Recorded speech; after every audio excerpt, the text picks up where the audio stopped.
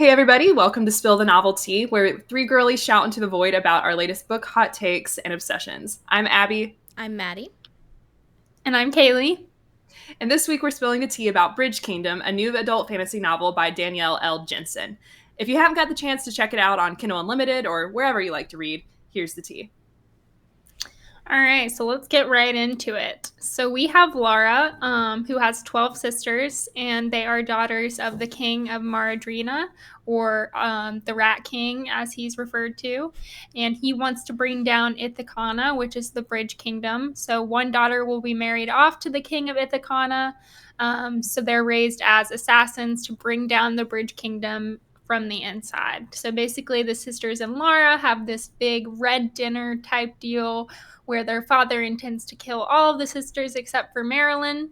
And then Laura decides to fake her sisters' deaths to save them. And then Laura gets married to Aaron. And then while she's in Ithacana, she discovers a number of weaknesses that could be taken advantage of. And in a moment of high emotion, she writes the details in invisible ink on a letter on letter paper in Aaron's room, hoping that he'll send a letter to the Rat King. So kind of like spying and reporting back. But something that makes everything really complicated is that Aaron and Laura are falling in love. But of course, Laura is still kind of conflicted on, where her loyalties lie. And so they get into an argument where Laura ultimately confronts Aaron about Maradrina, and she kind of starts to have this inkling that things aren't as they seem. And Aaron in turn kind of learns that, or Aaron kind of learns that she is a spy and might not be trustworthy. Mm-hmm. So Aaron decides to take Laura directly to Maradrina to show her actually what the people are going through and that their starvation is not his fault. Laura has this pivotal moment where she decides not to reveal Ithacana's secrets to her father, and she returns back to Aaron instead. However, the next day, the Magpie, which is one of her father's main advisors, sees Laura and sees Aaron, and so he can instantly kind of put it together that Laura knows that things are not as was taught to her, so the jig is up. And so Laura is very scared for her safety because she knows that her father and the Magpie will want her to die, basically, because she knows too much now.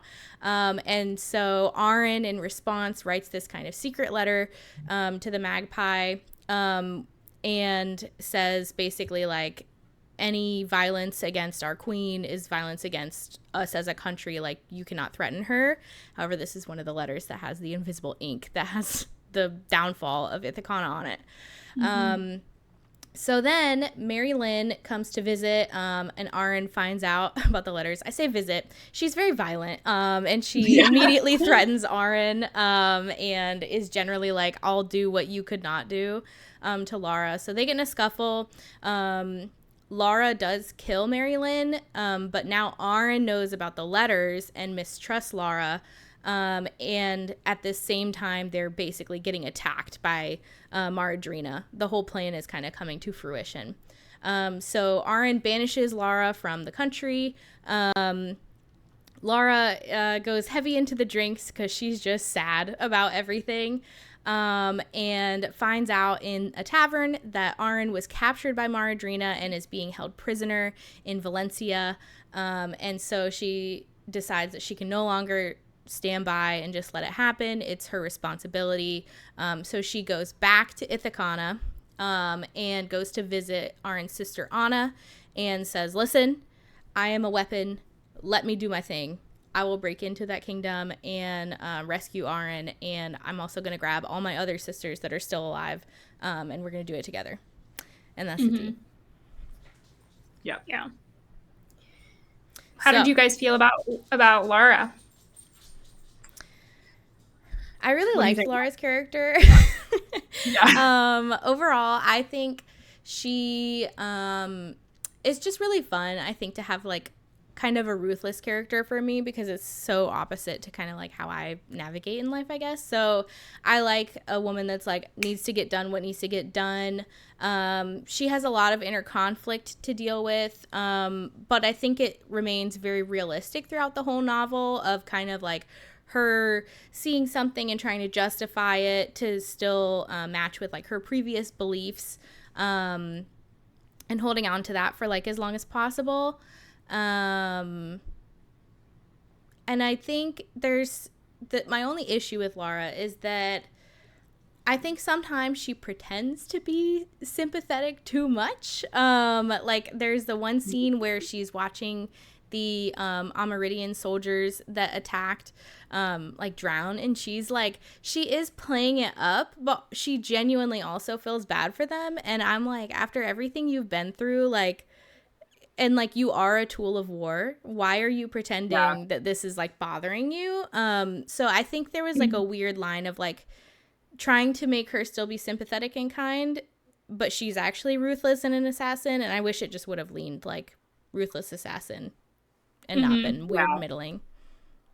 I agree. This is a hot take. This is an early hot take. We're getting into it early, baby. Let's go. I found myself kind of wishing that Laura actually killed her sisters. Yeah. because it would have just made her a little bit more interesting. Like, I did find her interesting. I just thought that was such a good twist, and I wanted it to actually be true. It would have been interesting to see how Danielle L. Jensen like redeemed her after that. You know what I mean? Yeah. But instead, she was kind of self-sacrificing, just as main characters usually are. Yeah. Which made her just a tad boring in my opinion. But I did like her. I liked that she had some depth to her. Like, I liked that she had those nightmares and kind of flashbacks to her childhood, because that kind of gave us a little bit of background about her. And yeah, it just gave her some depth that I liked. Well, and I think too, like, kind of getting back to the sympathy point, because I agree with a lot of this. Like, I love the kind of like tough, like, assassin type thing. Like, I think that it was really interesting. That I'll get into this later, but I think that first chapter was like one of my favorite openings for fantasy that I've read in a hot minute. Like, I really do love that.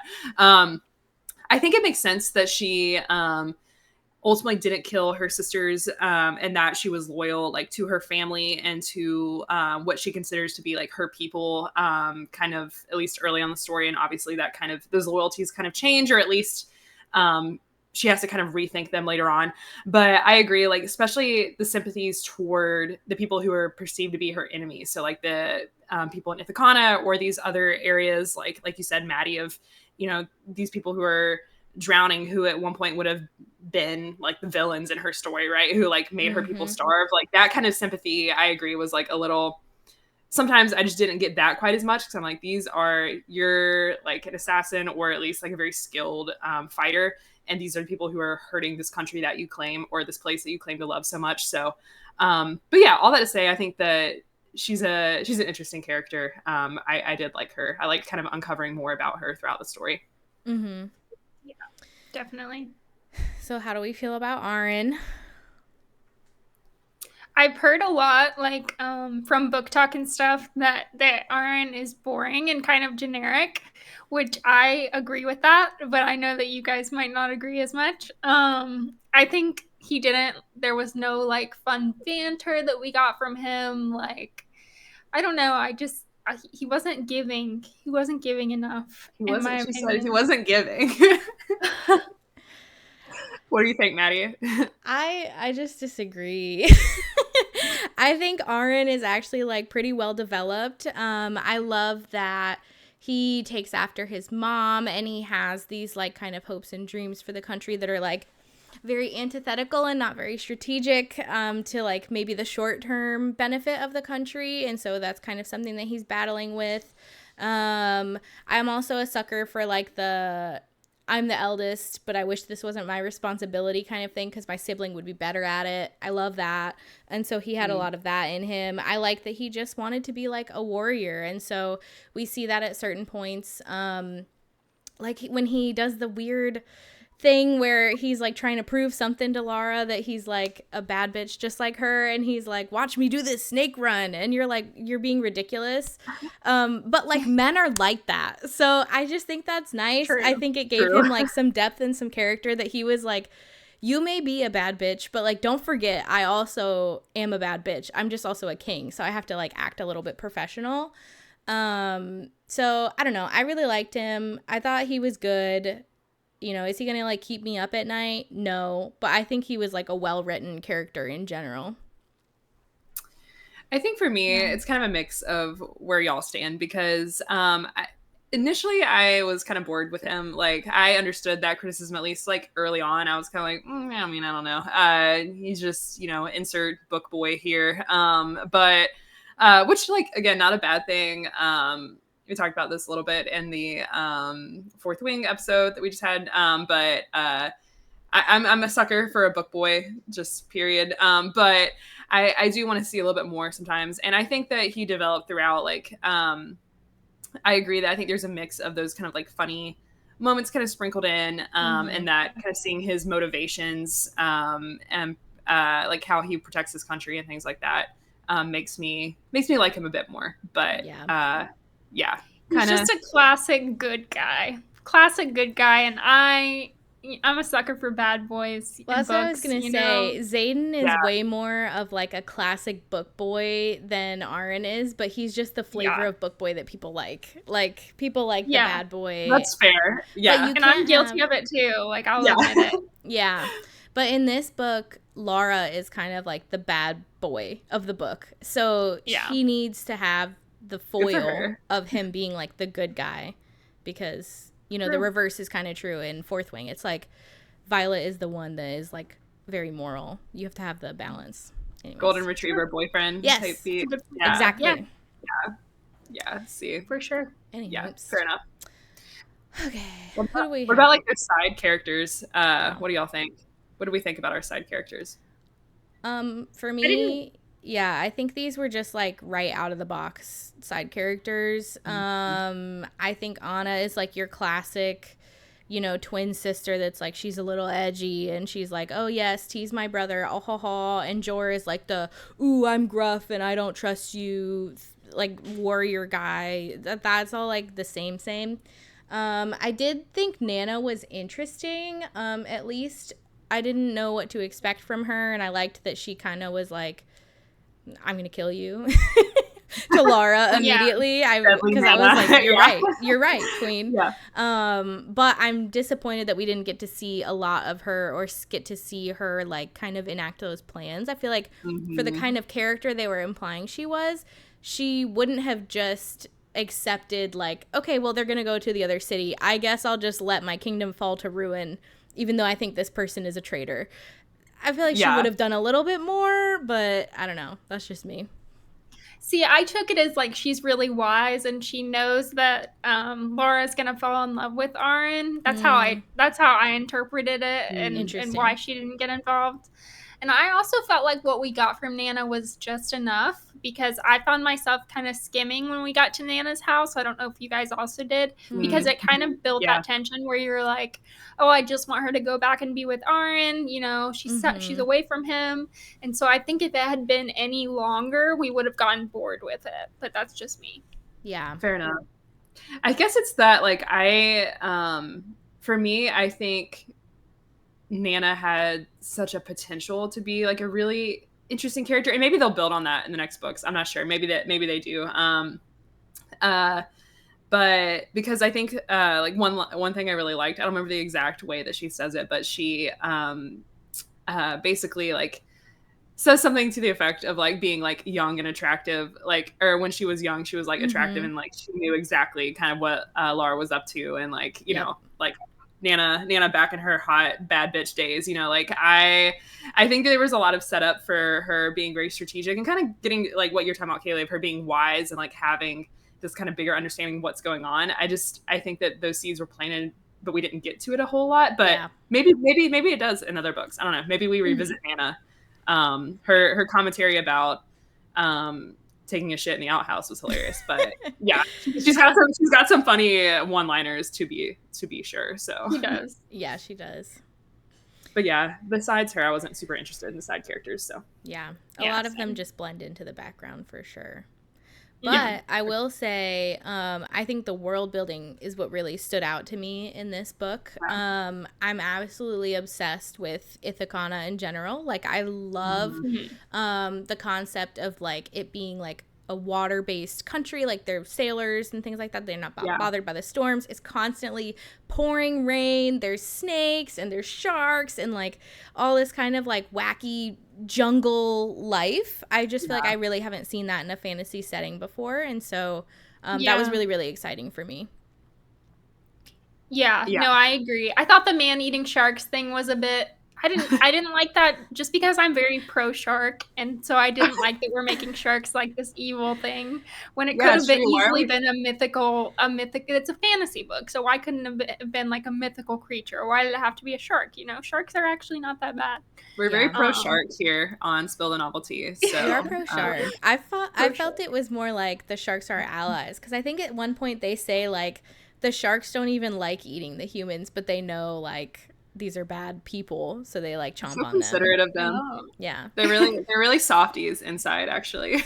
Yeah, but then they allegedly attack Aaron and Laura later in the book, so it kind of just doesn't make any sense, but that's fine. True. Yeah, true. The continuity. What do you guys, if you read The Bridge Kingdom, let us know. Are you pro or anti man-eating shark? Let the people know. But I agree. I think I would say, like, for anyone who's thinking about reading this, I personally think it's worthwhile really for the world building, because I think, again, this is particularly if you're a fantasy reader or like, you've read some of the big name fantasies out there that are really popular right now. Like, I think this setting is so unique. And it's completely, I was going into it thinking of regular castles and kingdoms and all that kind of good stuff.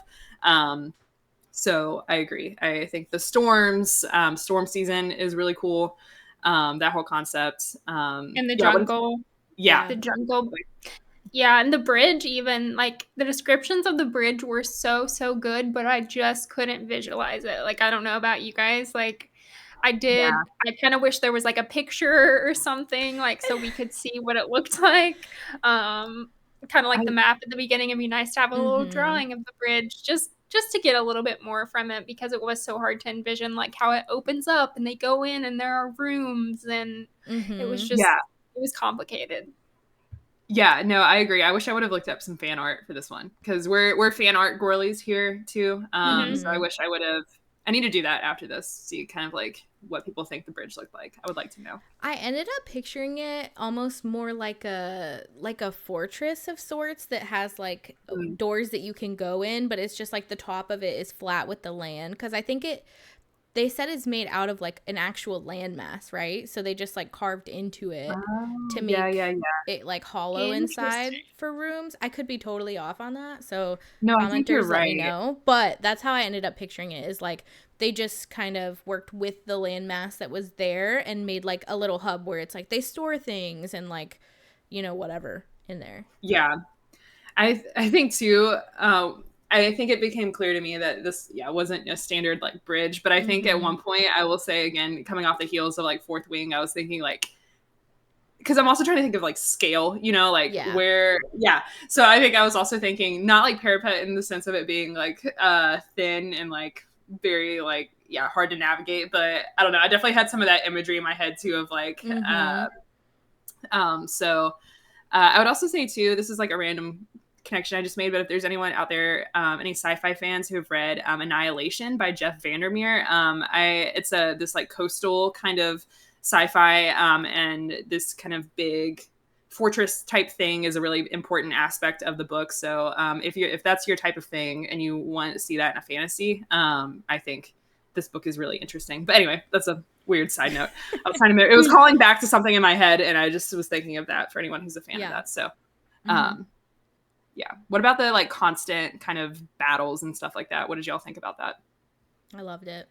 I loved it. I loved that bit, because in most books you have one really big battle at the end of the book, but there's no conflict before that. And I liked that it was a constant conflict, and you could see what Ithaca is going through and why they have war with other nations. Like, I felt like the war was really justified, versus some other books where it's like, wait, why is this war happening again? You know what I mean? Like, I liked that it was justified. So yeah, and I think too, like, I really loved the visuals of like when Aaron was explaining how they move the pieces, being like the soldier, the forces, from like place to place so that they can get anywhere in like a certain amount of time, because it'll take them this long to like get from the shore to here and blah blah blah. And I really liked the kind of like puzzle game that is like protecting Ithaca and how it's so like fragile. Yeah. Like for example, the one of the big battles, I can't remember the commander's name, but the one, it's like Aster or something. Yeah. But Yeah. he's actually like away visiting his mistress somewhere. So he's not where he needs to be when an attack happens. So he's super late and they lose a bunch of lives because of it. And Mhm. Arryn just lays into him and is like, you literally cannot be caught slacking during war tides. Like, we cannot have this. And so I Yeah. appreciated kind of like the fragile balance that was there. And I think that also shows a lot of like the pressure that Arryn is under, because it is so fragile and it's so easy to mess up because they don't have a lot of people in the country to like defend them.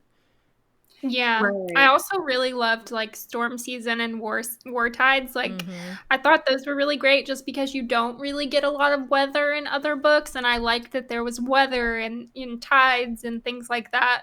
But it made it feel a little bit more realistic to me. Mm-hmm. Yeah. And again, I think it just contributes to this really great or really interesting kind of setting that you don't see in fantasy, period. Like, yeah. And I was going to say, too, kind of on the point of like the battles and things like that. I think another thing that we've kind of talked about with fantasy and stuff is like the pacing of battles and kind of Mm-hmm. how they fall, or where they kind of sit amid other action or other kind of storytelling in a book. And I think that even though these battles were constant, you kind of got them, they were paced in a way so that you had some other character development and things kind of going on in between, them. So even though Yes. it was constant, I felt like I wasn't getting like completely overwhelmed by it. I just got that sense of like, kind of like what you were talking about, of it makes sense that Ithacana would be going through this constant, Mm-hmm. these impacts, because they're so integral to like what the other areas around them are doing. But it didn't feel all like congested, I guess is Yeah. the word I'm Mhm. looking No, for. Yeah. 100%. And I also really loved, just as a quick side note, I loved seeing like the conflict for Lara on like, she is such a good fighter, but she could not show those skills like during the battles. So she Mm-hmm. had to find other ways to make herself useful. And so the one battle where she's like getting out and she's like dragging the wounded back to the Yeah. healers, even though they're kind of still in like the midst of the conflict. I just thought that scene was like really, really well done. Mhm. And it really was like an important, like a pivotal moment of like her turning the trust of the people to her side to their not benefit in the end. But, it was a great scene. It was a great scene. Yeah. Yeah. Well, and I think too, I hadn't thought about that too, of, because I think a lot of that scene, what I thought about was the kind of sympathy thing that we were getting back Mm-hmm. to earlier, of like whether or not, how she feels about the people of Ithacana and these other areas, and like what that means for her sense of loyalty. But yeah, like not only was it a big moment for kind of seeing her as a sympathetic character, but yeah, as a resourceful character too, of like, I Yep. cannot step in to fight the way I normally would because it's Mm-hmm. going to give me away. So here's how I'm going to make myself useful. Mhm. So I love that you said that, because Yeah. there's a couple different layers going on in that scene for sure. Yep. Yeah, definitely. What about Aaron Hall? Like, what did you guys think about Aaron Hall? I think that's how you say it. I don't even Yeah. know. Aaron Hall is how they Yeah. say it in the audiobook, at least. Yeah. Yeah. Okay. Yeah. I thought Aaron Hall was fine. I thought there was a lot of build up to Aaron Hall, Mm-hmm. and it was like pretty chill when we went there. I get that the payoff was more supposed to be like Aaron trusts her now, so we're just supposed to like appreciate it for that reason, but it just didn't really interest me. I'm not a huge fan of like the secret city in the country thing. It doesn't, I don't know. I don't have the like brain cell required to like get why that's interesting. Um, so I was Brain cell honestly required. like, take me back out to the snakes. Like, I would like to check my bed for Yeah. snakes. Yeah. Like, I just thought that was way more interesting. So it was fine. Maybe we'll get more of it in like the next book and it'll be more relevant, but it didn't do much for Yeah. me. Pretty much every book has a secret city of Yeah. some sort, it seems Yeah. like. Yeah. I So, mean, even thinking back, yeah. I mean, obviously Fourth Wing we already talked about. Akatar, we'll definitely Yes. get to that, of course. I will say, side note, I do like Valaris for Akatar. Like, I think that Mm-hmm. a secret city for Akatar and the way it's kind of set up makes a lot of sense, and I think you get a lot of payoff. Now, granted, Yeah. that's over the course of several books, so a repeating theme is like maybe this will make more. I'm sure this will be a huge thing in the books to come. But I agree with both of y'all that like, yeah, it just in this book at least, like, okay, maybe we're setting up for something, but I wasn't like super Yeah. interested in it. So. And Yeah. to your point, Abby, and this is a rare Akatar W in my opinion, I do think Valaris is better done and has a better reason to be secret than Yes. Aaron Hall does, because it sounds like to me, and let me know if I missed something, they're just trying to like not show how many like citizens they have or don't have is why Aaron Hall's like kind of protected. And so it like doesn't make as much sense as the really interesting part of Akatar, which is when Reese is like, I'm a mean man, and then you find out he's like actually doing this to like protect this very special thing. Yes. Blah blah blah. Like there was a lot more reason for there to be a secret city than there was for Aaron Hall. Well, it's also because they needed to move people who live near the bridge away from the bridge. So that's where they take them if they live near the bridge. So that part made sense to me at least. Like they need to move these people somewhere, so why not to the secret city? But yeah, I definitely see your point. Yeah. Yeah. Agreed. It is what it is. So, how do we feel about all the for everyone watching, we have impending letter doom in our notes. So I just felt like I needed to say it because I was like, yeah, no, fair enough. So what do we feel about like the letters, the invisible ink, the whole like the stakes of Laura writing these letters, sending them, not sending them, getting caught, etc. Like, how do we feel about the letter aspect? I hated it. I found it really annoying. And this is one of the reasons I only gave this book 3.5 stars. But I just found it really out of character for Laura because she is so self-sacrificing, and he already knows that she's a traitor at this point. So why would she feel the need to keep the letter thing a secret? It didn't make any sense to me. It really didn't. Okay. There's a lot to unpack. She's preparing herself. Well, as we know, I don't really believe in sympathetic Lara, so I think that's why for me this actually feels like one of the most in character things she does do in the book. This is how she was raised. This is what she was trained to do. When she's unsure and conflicted, this is her default mode. Is spy, steal, pass on information, scam. Like this is who she is at the core. And so I think that's why a lot of the times, like whenever there's any kind of like high emotion or she's faced with something that she can't quite reconcile with what she understands, that's when she always does something that's like super spy-y. That's always when she's looking for a door or something. She's trying to like compensate for like, I guess like a guilt of being like, oh, I thought maybe I was wrong, but okay, now I need to like double up and like get back to what I'm supposed to be doing. That being said, I really don't love books that are all based on like lying and misunderstandings, and it's just like the two characters like can't be honest or upfront with each other, and that's like the main source of conflict throughout the whole book. It's just not my favorite thing.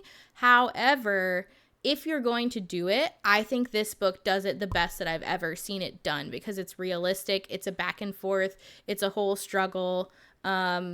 And I think the letters are like a necessary lever for things to be done, because if she actually got to destroy them, like there would be no second or third book. Like nothing would happen. It is like an unfortunate thing that needs to happen for the plot. I disagree though, because the magpie spotted her when they went to Maradrina, and because he spotted her, he knew that Lara was on their side. And so I think the war would have happened regardless because of Lara, personally. Well, I think that brings up a good point too of like the war could probably happen regardless. But the tension between her and Aaron, I think like this this kind of issue is setting up for in future books, future stories to like, in the event that he is safe, which like I'm sure she saves him or somewhat, something happens, they're back together. Like, I think this like keeps that thread of like distrust, that conflict between them,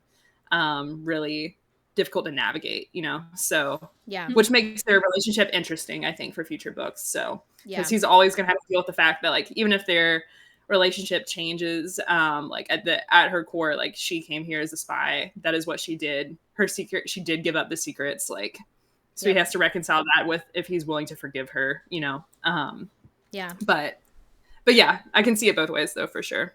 Mm-hmm. And I wasn't sure, like at first, I will be honest too, I wasn't sure how I was gonna like the whole like invisible ink thing. I was like, this could go, this could be really cheesy, really fast. But I actually think it was done well. So, Mm-hmm. but I wasn't sure at first. I was thinking of like the little pins, like you get. I was like, I mean, look, we all were fascinated by invisible ink when we were in like 5th grade. I get it, but I wasn't sure how that was, if it was gonna be like a cop out kind of. But I think that it worked well. So. Yeah. And also, I mean, like, don't get me wrong. I wanted her to go destroy the letters immediately. But the moment where Arryn goes in and writes that letter that's like, do not touch my queen. Like, if you do, it's an act of war. Mm-hmm. On the note with the invisible ink. I mean, come on. Like, that's some good irony. Because it's like he's doing that to go out of his way to protect her, which also reveals or confirms, I guess I should say, because the magpie obviously suspects it by that point. But it confirms that Arryn really cares for her and is willing to like go to war for her, which is a very dangerous piece of information for them to have. And yeah, she's just screwed him over by doing the invisible ink. So it's like a perfect awful situation. But being on the same letter, that is dirty, man. Mm-hmm. That's some wild shit. I was like, ooh. Yep. Yeah.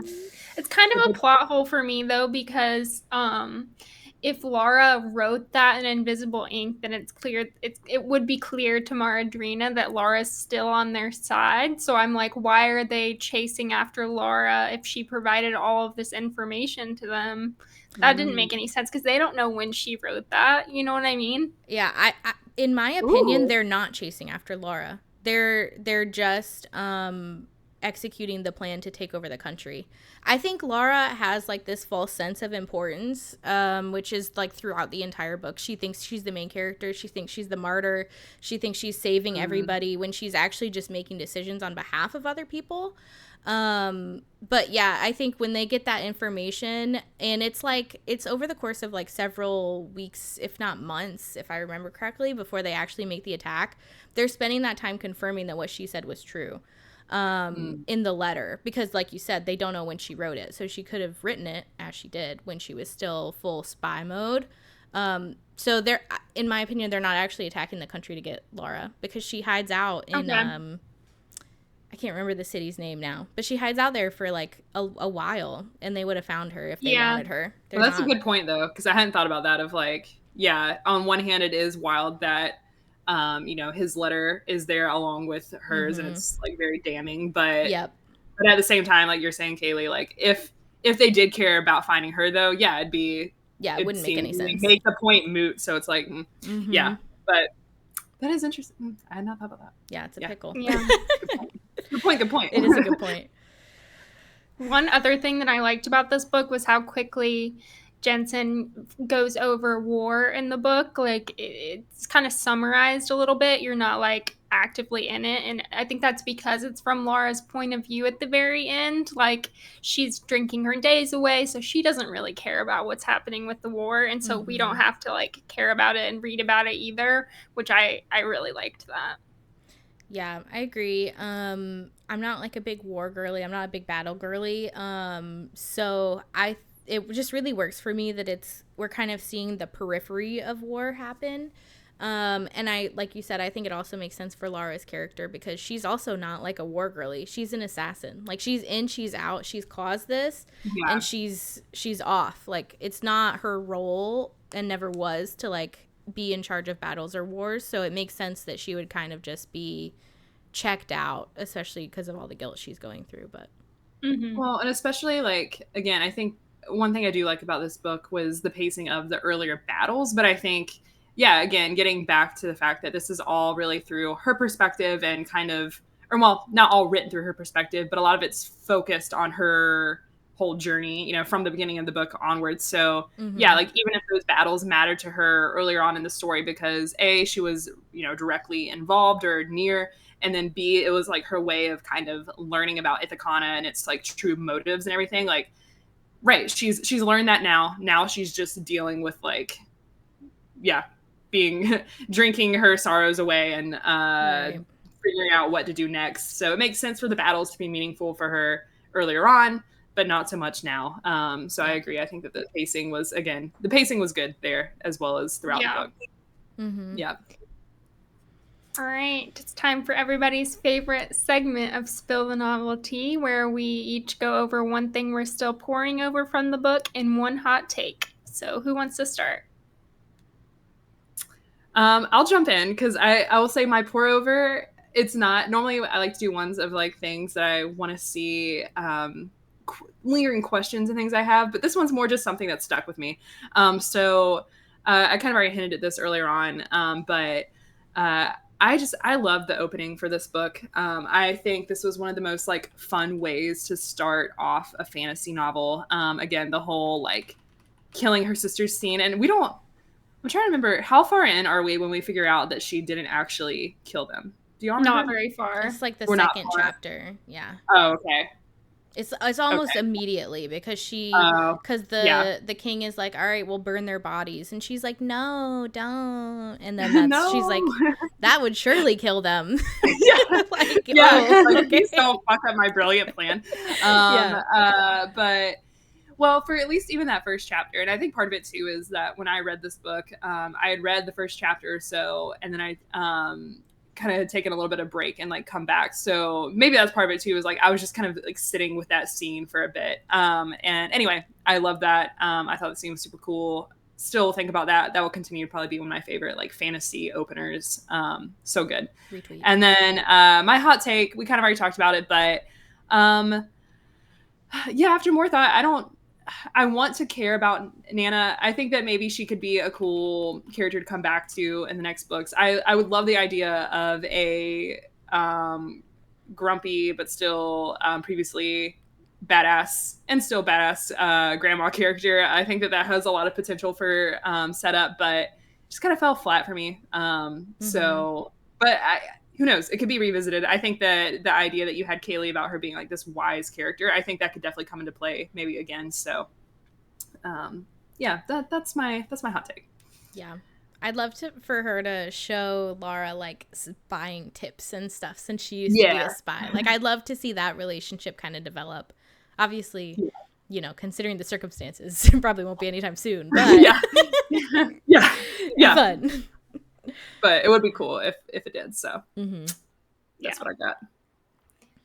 Well, my pour over, I'm still kind of pouring over the end where Aaron shoots an arrow at Laura, and I'm kind of wondering if he would have actually killed her had it come to it, or whether he was bluffing. You know what I mean? I don't know what y'all thought about that, but I thought he was kind of bluffing, but it is something I've still thought about.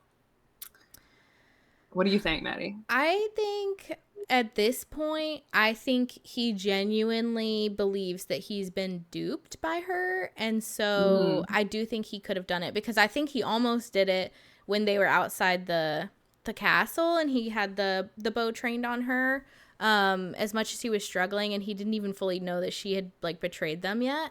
So I think he was basically giving like a warning shot, and then he was like prepared to do it just because he's losing everything. Like in that moment, he's lost everything. So I think he could have done it, but it would have been interesting for him to do something a little bit more committed, I guess. Like not hit a tree. Maybe he hits her leg, you know, like just something. Yeah. Like not a non like fatal hit. Yeah, God, I don't know, because I was also leaning toward him bluffing, but I will say again, getting back to that castle scene or the part where he's like that happens again or earlier on. And I want to say, I might be remembering this wrong, but I feel like after that passes and she leaves and he realizes like, okay, I won't have to do anything here. Doesn't he like get like physically sick? Like He he's like does. just so, He yeah. throws up. Yeah. Yeah. Yeah. So I think I would say that he's bluffing in these moments where he thinks he can kill her, but I actually don't think so, because I think like there's like proof of him like thinking this through so deeply, Yep. like that idea of I may have to kill her, like I am on the verge of doing it. Yeah. It's clearly something that he just like he hates and doesn't sit well with him, but I think it might be to the point where he is pretty damn close. Yeah. So, And but it's a good, yeah, I don't know. I also think, like, don't forget, he's like a warrior at heart. He's not a diplomat at heart. Like, he's True. had to kill people and Yeah. make those difficult decisions before. So I would like to see him have to get a little bit more ruthless. But, you know, we'll see. Yeah. Yeah. And then my hot take, which this is a very hot take, but I'm not a fan of the instant love trope, and I thought that this book had that, and it was no exception for me. I also thought that Aaron and Laura didn't have any chemistry, so I'm really hoping to see more of them kind of connecting and more dialogue, I guess, in the next book. The tea is piping. It is I piping. see Maddie. What you thinking, girl? I don't know. I just feel like I read a different book. I feel like they had very good chemistry. They had a lot of banter back and forth. I really like the balance of like the woman being like a thorn in the man's side and like always challenging him, and like that kind of balance, which is what they had. Like, was he a comedian? No. But he doesn't have to be. He's just a guy. I mean, like, she isn't funny either. None of the book is funny. You know, it's not like Fourth Wing where there's like funny moments in it. It's actual fantasy for me, more than like romantasy as much. So I think that's the difference for me. Yeah, but then I don't. What's your justification for them falling in love so fast with barely having any dialogue? Well, I was just about to say, I don't love instant love either. And also, I fucking can't stand it when the only thing that characters can say about each other for the first, like, 30% of the book is how hot they are. It's so boring. Also, at Fourth Wing, it's so fucking boring to me. But because they had moments like the battle where Lara was like risking herself to save the people, that builds a connection. And they had other things as well that were like kind of like building a relationship. I just think there was chemistry. I don't think it was like anything to write home about. I just think it does exist. So I don't know. It's fair. I mean, it's fair. Agree to disagree. Yeah. I think that it, like, again, with this book, I just in terms of like how I overall felt about it too, I love the intro. I got bored there for a bit, and then it picked up a lot for me. So like I similarly, like I wasn't super about them like as a couple at first. I was just kind of like, I mean, and I think that there are stories that do build the tension better. Like I almost wished, yeah, I wish they would have had more dialogue even early on, just to like, even if it's like, yeah, they clearly, and I know she has to be diplomatic, but that's part of it too, is like, even if it's just clear that he doesn't like her, they don't like the situation that they're in where this is happening, right? Like, so I wish there would have been a little bit more on the earlier end. I think by the middle and through the end, I like their dynamic a lot, but I had to kind of lean into it a bit, I will say. But it picked up. I get that. But valid. Okay. It's me. Okay, so my pour over is just that I'm really excited to meet all the other sisters and see what they think about Laura's plan. We meet Sarhina, I think is how you say her name. She's like Laura's favorite sister, so we like very briefly have dialogue with her in the beginning before Laura kills her. And so I'm kind of excited to see like what other assassins have been churned out through the machine and what they think about what Laura did. Because, and this will kind of lead into my hot take too, but this was always my suspicion throughout the book, but Mary Lynn did not agree with Laura's choice and did not see Laura as a martyr. So I'm interested to see what the other sisters think about Laura making that decision for them.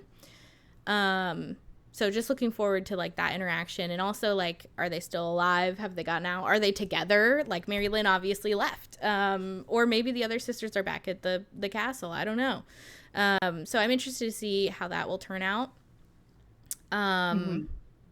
Yeah. And then Yeah. my hot take is basically just that Laura is like Delulu throughout the entire damn book. She like has some severe main character syndrome.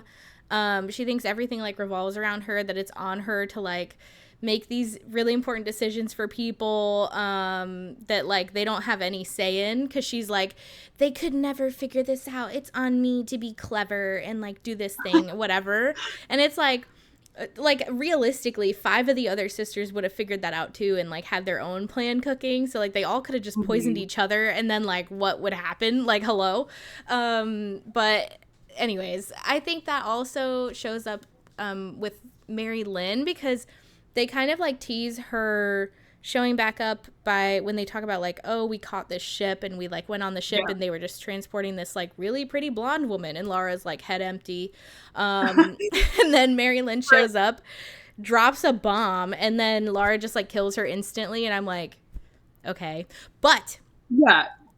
for what it's worth, Mary Lynn fooled Laura, because Laura thought Mary Lynn was like so sympathetic and kind, and it turns out Mary Lynn is the baddest bitch of them all, even though she died. True. So I think that's interesting. That whole scene of her coming back and that whole dialogue and everything, that shit was wild. It was wild. Everything about it. I loved it. I loved that part. I did too, because I 100% did not think that Laura was gonna just kill her. Like, I don't know what I thought. I don't know if I thought that maybe she would try to like take her with her. Mm-hmm. I don't know. I don't really know how I thought that situation was gonna resolve itself, but like I did not think she was just gonna off her, dude. That was ooh. Yeah, I didn't expect Mary Lynn to actually not be how Laura told us that she was. So I think it just shows she's like a really unreliable narrator when it comes to her sisters, because they were all scammers, you know? Yeah, which I love. Yeah, I agree. I would love to see how that goes. Love it. Yeah. Cool. So what were y'all's like ratings and kind of like favorite parts? What did y'all think? I gave the book a 3.5 out of 5. I kind of mentioned this earlier. It was good. It was a good book. I just wouldn't read it again, which was kind of my classification for a 3.5. It was perfectly fine. It kept me entertained. I did get bored a lot throughout the book, and I found myself not really excited to pick it back up. I don't really have a good reason for that. I think it was just the characters didn't hit for me. And then my favorite part was actually at the end when Aaron shoots the arrow at Laura, because I felt like that was the first time we saw him as like a fully fleshed out character with real emotions. And yeah, I really liked that part a lot. I think for me, I gave it a 4 out of 5. I was kind of leaning towards a 4.5 out of 5, but I felt like I would get roasted a little bit. And also, I always am like half a star to a full star curve after like just finishing a book, because I'm like so hyped about it. So I was like, let's be realistic. But yeah, I don't love the lying misunderstanding trope, but I think it was really well done for that kind of book. I think there's like basically nothing else I would change about it if that's the path that you're going down. So I give it a 4. And then my favorite part was, by and large, the opening chapter when Laura kills her sisters. Mm-hmm. It's like such a gripping way to open a book. I've never really seen that done before in the fantasy books I've read. Like Kaylee mentioned, maybe Abby too, I was a little disappointed almost that it was not the case. But it does like immediately bring you into like her being very clever and like thinking of ways around these things. So I thought it was just like a really great way to like immediately introduce us to what Laura is like as a character. Yeah, no, God, the opening sequence is so good. And then for me, I also did a 3.5 out of 5. I will say for Fourth Wing, I can't remember. I think I rated lower and then went up a little bit. So I might have the inverse thing. Maybe it's more of a 4 for me. But which I will say, kind of discussing a lot of like the conflict, and I think even if some of the characters are lacking some places, I think there are some really good threads that are kind of like, or seeds that are planted for conflict. So maybe I'll rethink that. I'm not sure. Maybe I'll sway one way or the other. But I gave it a 3.5 for now. And then besides the opening sequence, I would say I really liked when they went to Maradrina undercover. So when Lara gets like really close to giving up the secrets and doesn't. And so just watching her kind of development there, Arn kind of like figuring out where his loyalties are going to have to lie to. I like that scene. I like that they were in disguise. I thought that was fun. Yeah. I think she was wearing like a little hat or something, right? Yeah. But some people are still able to quickly figure out like who she was. So, or like particularly, wasn't it, Arn had a Marigold, I think. Yeah. It's like Marisol. The Something drama. Like her past fling, his past like hottie. I liked her. I did like her. Like once I got to know her a little bit, because I think she was kind of like a spy and stuff too. But anyway, I liked the going back to Maradrina a bit. Yeah, it was a good time. It was a good time. All right. Any final words? Last thoughts? No. Happy campers. That's it. Happy campers. That's the tea on Bridge Kingdom. Thanks for joining us, everybody. Please read along with us for the upcoming episode on Heartstopper. You can also stay up to date with us on Instagram or TikTok by following us at Spill the Novel Tea. Let us know while you're there, what have you been poring over while reading Bridge Kingdom, and what is your hot take? We can't wait to argue in the comments with you. So that's it. See you next week.